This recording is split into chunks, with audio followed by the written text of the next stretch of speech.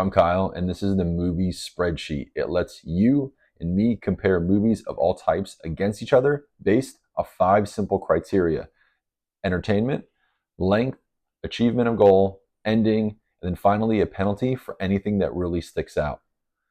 Then we get an overall score. Check out the links in the description to see how every movie I've seen ranks, and don't forget to subscribe, like, and share. Okay, this is a big moment. Movie number 300. Had a big choice to make. Was it going to be Longlegs?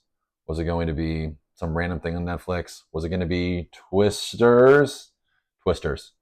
So this is the spoiler-free synopsis slash overview slash expectations I was looking for going into this film. I was looking for entertainment. I've seen the original. Like we want the remake to be that same type of feel, to have that same type of story going into it. And in order for it to be successful, it needs to like follow what the predecessor sort of like laid out for it. It's starring Daisy Edgar Jones. I guess she's in stuff that's pretty popular. I've only seen her in the streaming on Hulu right now horror movie Fresh, which is weird, but she was good in. And then Glenn Powell, who I would guess what I would say is the big draw for most people. Directed by Lee Isaac Chung. I haven't seen anything else that he's done. I do know Spielberg is attached to this movie in some way, as he was the original Twister. So again, similar expectations. And then going into this movie, I feel pretty nervous about the length. I think it could have the potential to be pretty slow, but I haven't seen any trailer for this movie, and that means a lot of scenes haven't really been spoiled for me. Okay, let's start the review with my thoughts on the movie after first watching it. This review will have as few spoilers as possible, with a review including spoilers after the score reveal. Let's first start off by saying the expectation was that it follows in the same footsteps as Twister. It does. It's great. It's exactly what you would expect. The style stays the same. The first movie, they don't understand tornadoes. They launched the sensors. Now they understand tornadoes. The second movie, they now have the data from those sensors in the first movie and are now going to try to make tornadoes disappear. And obviously, this is going to require you to drive into the storm in your Dodge Ram truck, spreading your magical compound to get the tornado to go away. I think this is as good as a plot as you're going to get for a movie that's a sequel about tornadoes. However, it's formulaic. You know what's going to happen, and it's what happens.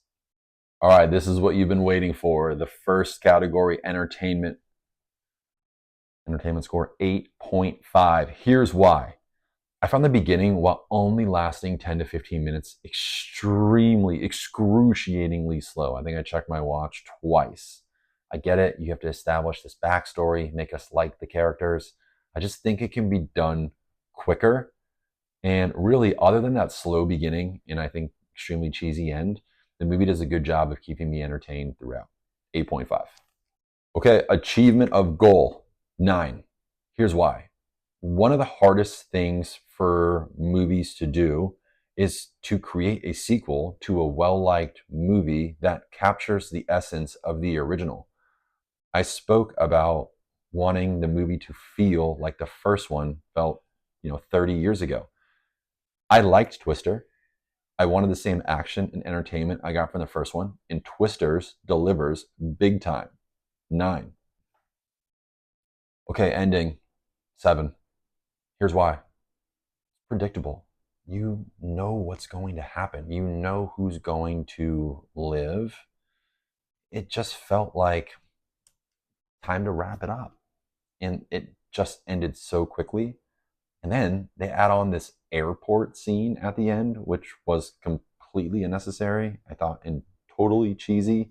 It just didn't belong. Ending. 7. Ooh, I'm a stickler on length. And let me just say, length, Twisters, 9. Here's why. It's 2 hours. And outside of that first 10 to 15 minutes, I didn't check my watch one time. Great length, 9. Okay, this is rare. We have a penalty. So penalty is awarded to movies that have done something to anger me. Typical movie does not have a penalty. I calculated, crunched the numbers. Less than 10% of the 300 movies on my spreadsheet have a penalty. This one, I grappled being anywhere from half a point to a full point off. But in the end, penalty for Twisters, 0.5. Here's why. First off, this movie should be called Dodge Ram Presents Twisters from a Dodge Ram.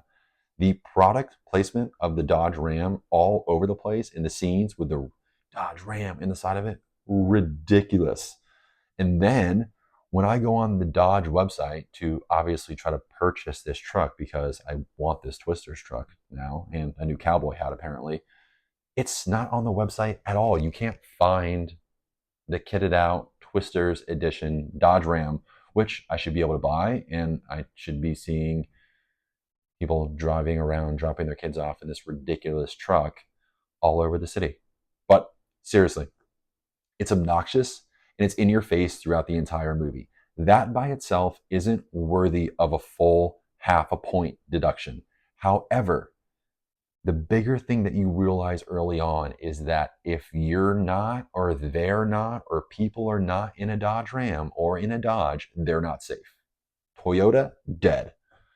Some old rusted beat up truck, you have no idea who makes it, you're dead. And because of that, you essentially know what's going to happen. And why did the people die? They didn't die from the Twister. They died because they didn't choose a Dodge freaking Ram. Also, the Toyota 4Runner they show at the beginning, way better than a Dodge Ram. Penalty, 0.5 off. Okay, it's that time. Overall score reveal time. Remember, entertainment, 8.5. Achievement of goal, 9. Ending, 7. Length, 9. And a half a point penalty thanks to yours truly and sponsor of this, no, I'm just kidding, Dodge Ram. All these add up to 7.85, putting that number 89 on the list of 300 movies. Look, this is a go see in theater movie for me simply because of the sound. The sound stood out more for me in Twisters than it did in Oppenheimer.